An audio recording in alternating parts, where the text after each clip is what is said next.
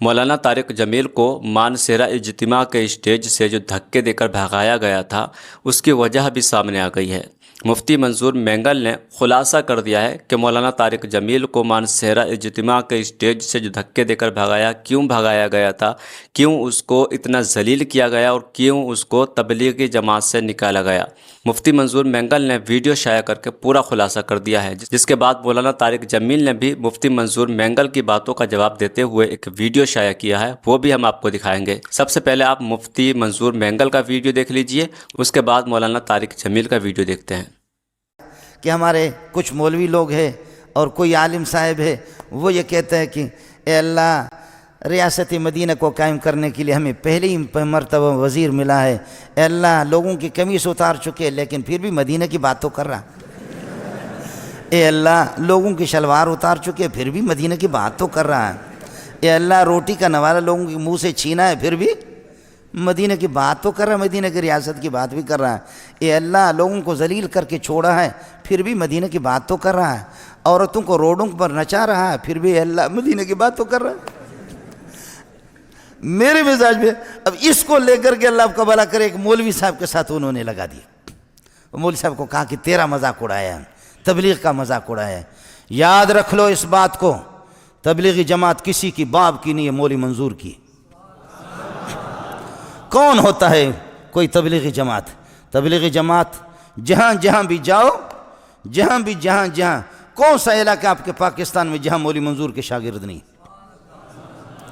یہ ہزاروں کی تعداد میں نہیں، لاکھوں کی دنیا میں جہاں بھی آپ جائیں، تبلیغی جماعت مہاجر بن کر کے آتی ہے، وہ شیعہ کی مسجد میں نہیں جا سکتی، وہ بریلوی کی مسجد میں نہیں جا سکتی، غیر مقلد اس کو نہیں چھوڑے گا، اس کو استقبال کرنے والے جو وہ مدارس کے پڑھے ہوئے علماء، خطیب، امام، مؤذن، خادم، وہ کسی مدرسے کا پڑھا، ورنہ تبلیغی جماعت جا کر کے دکھا تو دے مجھے، تبلیغی جماعت میری ہے، ہم نے تبلیغی جماعت کا دفاع کیا۔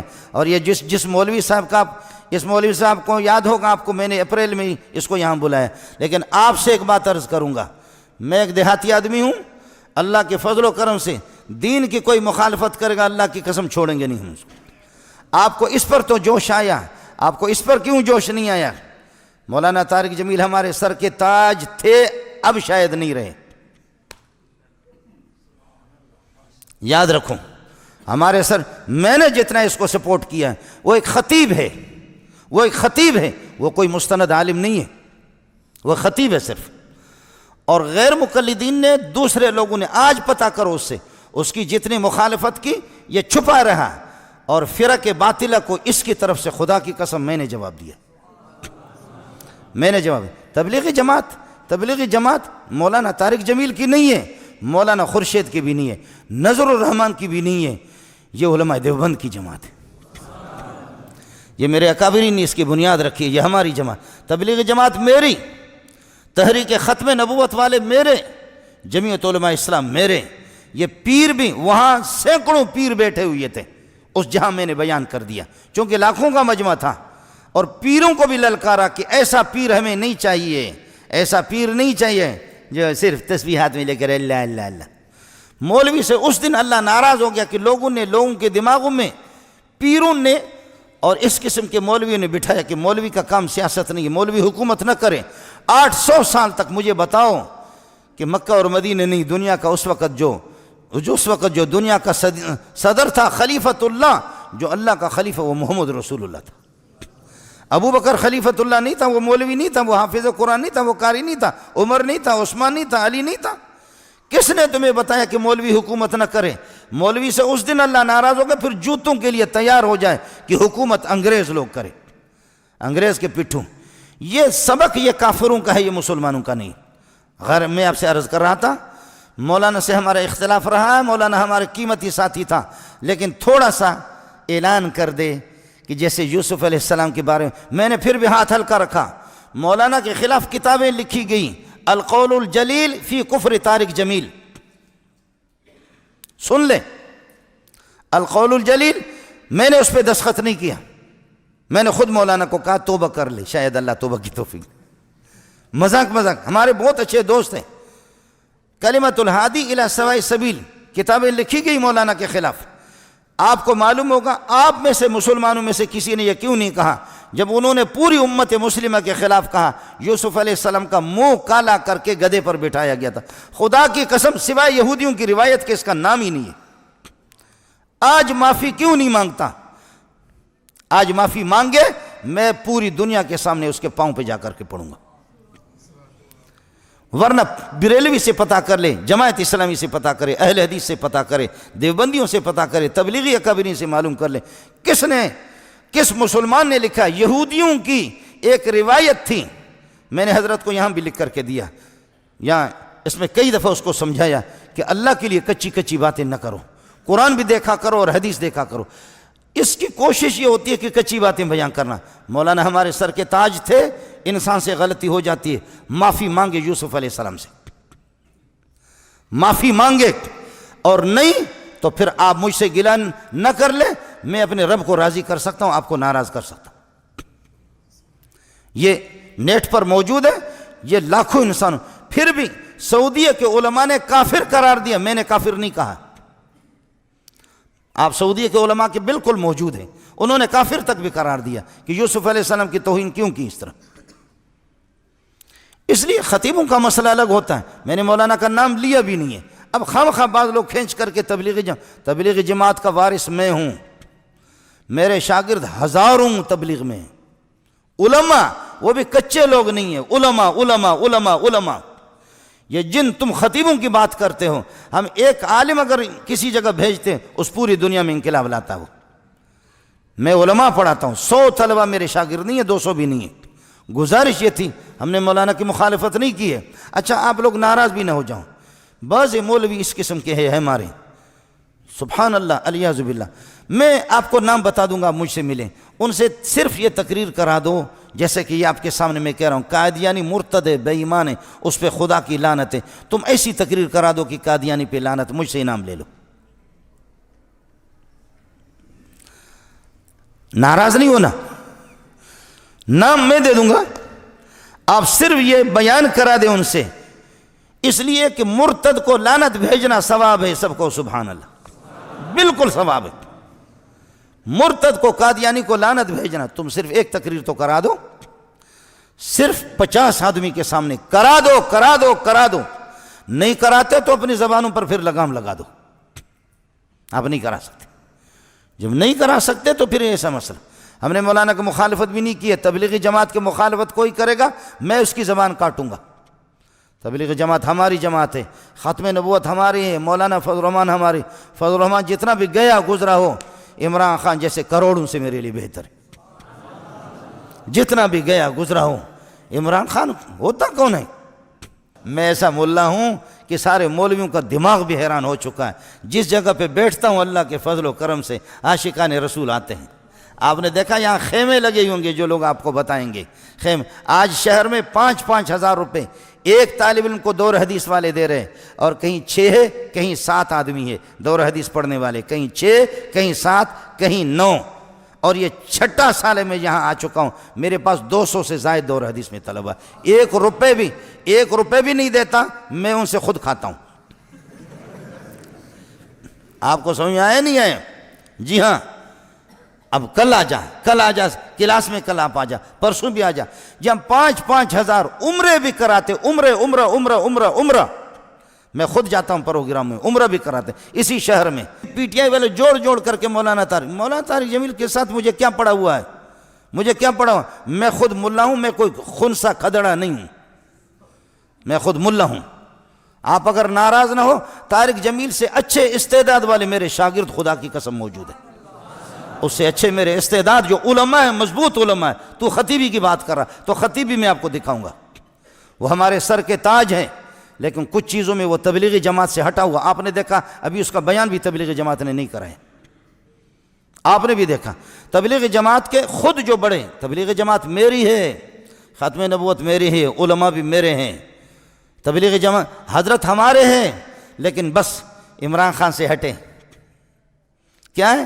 پہلے تشکیل ہوتی تھی، اللہ آپ کا بھلا کرے، تشکیل مولانا کے بیانات، اب تو جا کر کے عورتوں کے مجلس میں تالیاں بجا رہی ہیں، اب تو اسی پہ مولانا جا کر کے، یہ بہت بڑی خدمت کر رہے ہیں، یہ بہت بڑی دین کی خدمت ہو رہی ہے، اور عمران خان کو جیسے اس بے بسی میں، بے کسی میں امت کے لیے ہم لوگ اٹھے تھے، اور اس بے بسی میں لوگ اللہ اللہ اللہ، ناراض نہ ہونا۔ میں نے اسلام آباد کی زمین سے بھی کہا ہے، اسلام آباد کی زمین تو بتا دے یہاں جب بھنگی صفائی کرتے تھے تو کیا ملتا تھا ان کو؟ سمجھ میں نہیں آیا؟ بھنگی جب صفائی کرتے تھے تو سمجھ میں نہیں آیا؟ آپ کے اخبارات نے بھی تو بتا دیا۔ اور میں نے کہا ہے اسلام آباد کی زمین اب تو بتا کہ تہجد گزار یہاں لاکھوں ہے نہیں، اب بتا دے کہ تہجد گزار اور کتنے علماء، کتنے حافظ آ چکے۔ اس قسم کی پاکیزہ جماعت کو ہم تنکے جمع کر رہے ہیں۔ ہمیں چھوڑ کر کے جا کر کے ظالموں کے پاس جو کھڑا ہوگا، اگر کوئی جملہ میں نے کہا بھی نہیں ہے لیکن اگر کسی نے کہہ دیا تو ناراض نہ ہو جا۔ اس لیے یوسف علیہ السلام والا حضرت کے آپ کو یاد ہوگا، سب سے پہلے میں نے اس کے مخالف تقریر کی یوسف علیہ السلام والے مسئلے میں، لیکن کسی کو ہمت نہیں ہے۔ آج معذرت کر لے لوگوں کے، امت کے سامنے کہ میں نے غلط کہا ہے، میں معافی مانگتا ہوں اپنے رب سے۔ یوسف علیہ پھر بھی ڈٹا رہا، اس کی مرید کہتے ہیں کہ نہیں، اس سے کوئی غلطی نہیں ہوتی۔ اس لیے گزارش یہ ہے کہ ہمارا اپنا کام ہے، ہم نے مولانا کی مخالفت کی بھی نہیں ہے، اور میرا رابطہ ان سے تھا اور ہے اور رہے گا، لیکن بعض لوگ یہ درمیان میں کھینچ کر کے ہمارے درمیان میں منافرت پیدا کرتے ہیں۔ اللہ تعالیٰ یکوں کو ہدایت عطا فرمائے۔ کچھ علماء نے پیچھے جو مجھے گالیاں نکالی، اللہ کا شکر ہے میرے دل پر اس کا کوئی اثر نہیں، نہ میں نے اس کے رد عمل میں کوئی اس کے برابر لیول کی بات کی۔ ان کے چونکہ سوشل میڈیا پر وہ سب کو معلوم ہے تو اس لیے میں نام لے دیتا ہوں، ورنہ توبہ، مجھے تبلیغ والوں نے اس سے زیادہ ستایا، میں نے کبھی کسی کا نام آپ سے لیا، چونکہ وہ نیچے والی آپس کی بات۔ اب یہ سوشل میڈیا پر منظور مینگل صاحب بد اخلاقی کا مظاہرہ کر رہے ہیں، تو اللہ کا شکر ہے میرے دل میں رد عمل میں ایک رتی چھوڑ، ایک حبت و خردل کا 1000واں حصہ بھی میرے دل میں کوئی رد عمل، بلکہ ان کی عزت ہے کہ اہل علم ہے۔ واللہ میں آپ کو قسم اٹھا کے کہہ رہا ہوں۔ پھر انہوں نے وہ یوسف علیہ السلام والی بات کو عنوان بنا کر جو میری کلاس لی کہ اس نے گستاخی کی ہے اور یہ اعلان ہمارے پاس آ کے توبہ کرے۔ سہون کوئی نکل جاتی ہے بات، اس کو گستاخی نہیں کہتے۔ اصل میں نے روایت تو صحیح بیان کی جو قرطبی میں بھی ہے، رازی میں بھی ہے، کہ آپ کو گدھے پہ سوار کرایا گیا اور شہر میں پھرایا گیا اور کہا گیا ھذا جزاء من خان سیدہ۔ آپ پڑھ لیں سارے اس میں۔ ٹھیک ہے، تفسیری روایات اس درجے کی نہیں ہوتی، لیکن اگر رازی قبول کر رہے ہیں، قرطبی قبول کر رہے ہیں، تو میں کیڑی شیاں نہیں۔ تو اس میں نے سہون یاد نہیں رہا، میں نے کہہ دیا، چہرے کو سیاہ کیا گیا۔ تو اب اس کی ظنوا بالمؤمنین خیرا کتنی بڑی حدیث ہے۔ اجتنبوا کثیرا من الظن ان بعض الظن اثم۔ مولی عدنان صاحب نے اس کا بڑا خوبصورت ترجمہ کیا کہ میرے ذہن میں یہ نہیں تھا، یہ میں اپنے چھوٹوں سے بھی سیکھتا ہوں، بڑوں سے بھی سیکھتا ہوں۔ تو انہوں نے ترجمہ کیا کہ مجھے لگتا ہے کہ یہ اللہ تعالیٰ کہہ رہا ہے کہ بدگمانی سے بچو، کہ بعد الظن، کچھ بدگمانیاں نہیں، بلکہ یہاں یوں لگتا ہے کہ اللہ کہہ رہا ہے کہ تھوڑی سی بدگمانی بھی بڑا گناہ ہے۔ اگر سبحان اللہ، بیٹا کیا خوبصورت ترجمہ کیا آپ نے، تھوڑی سی بدگمانی بھی وہ تمہارے دل کو کھٹا کر دیتی ہے۔ اور امام ابو حنیفہ رحمۃ اللہ علیہ کی طرف منسوب ہے، میں نے خود نہیں پڑھا، مفتی احمد علی صاحب شاید ان کی نظروں سے گزرا ہو، کہ کسی میں 100 باتیں کفر کی ہوں اور ایک ایسی ہو جس کی میں تعویل کر کے اس کے اسلام کو بچایا جا سکتا ہے، تو اس ایک کی تعویل کو قبول کر کے 99 چیزوں پر پانی پھیر دو۔ مفہوم یہ ہے۔ تو جس ہستی کے فتویٰ کو کہ ہم پیروی کرتے ہیں، وہ یہ فرما رہے ہیں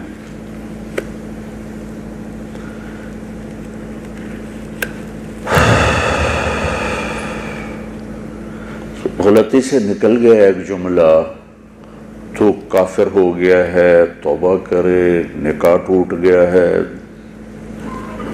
کیا عجیب بات ہے. جنید جمشید رحمت اللہ علیہ کے منہ سے گستاخی کہتے ہیں عمدن کوئی بات کی جائے، قصدن. سہون جو بات ہوتی ہے، اپنے وہ مشہور حدیث نہیں سنی کہ اللہ بندے کی توبہ پر ایسے خوش ہوتا ہے جیسے کسی کی صحرا میں اونٹنی گم ہو جائے اور وہ موت کے لیے زمین پر پڑ جائے اور تھوڑی دیر کے بعد آہٹ پہ اٹھے تو اونٹنی کھڑی ہو، تو وہ اپنی خوشی میں ایسا مست ہو کہ کہے واہ واہ مولا میں تیرا رب اور تو میرا بندہ. سنی حدیث، پڑھی بھی ہوگی. یہ اس سے بڑا کلمہ کفر کیا ہوگا؟ لیکن وہ اپنے اس جنون میں اس نے کہا ہے. اللہ کے نبی مزہ لے رہے ہیں اس بات کا. میں یہ سارے دورے والے بچے بیٹھے ہیں، کل تک چند دنوں میں جانے والے ہیں.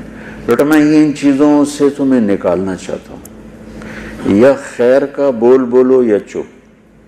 من کان یؤمن باللہ والیوم الآخر فلیقل خیرا او،